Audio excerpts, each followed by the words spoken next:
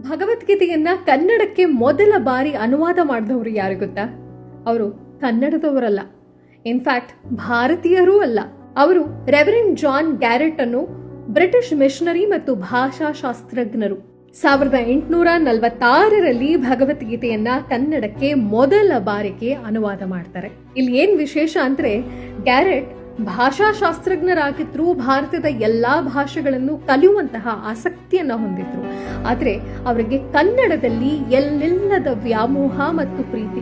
ಅವರೇ ಎಷ್ಟೋ ಬಾರಿ ಎಷ್ಟೋ ಪುಸ್ತಕಗಳಲ್ಲಿ ಹೇಳಿದ್ದಾರೆ, ಅವರಿಗೆ ಕನ್ನಡ ಅಂದ್ರೆ ಅಚ್ಚುಮೆಚ್ಚು ಅಂತ. ಅವರು ಕರ್ನಾಟಕಕ್ಕೆ ಹಾಗೆ ಬೆಂಗಳೂರಿಗೆ ನೀಡಿದಂತಹ ಕೊಡುಗೆ ಅತ್ಯುನ್ನತ. ಜಾನ್ ಗ್ಯಾರೆಟ್ 1832ರಲ್ಲಿ ಬೆಂಗಳೂರಿನ ಮೊದಲ ಮುದ್ರಣಾಲಯ ಪ್ರಿಂಟಿಂಗ್ ಪ್ರೆಸ್ ಅನ್ನ ಪ್ರಾರಂಭ ಮಾಡ್ತಾರೆ.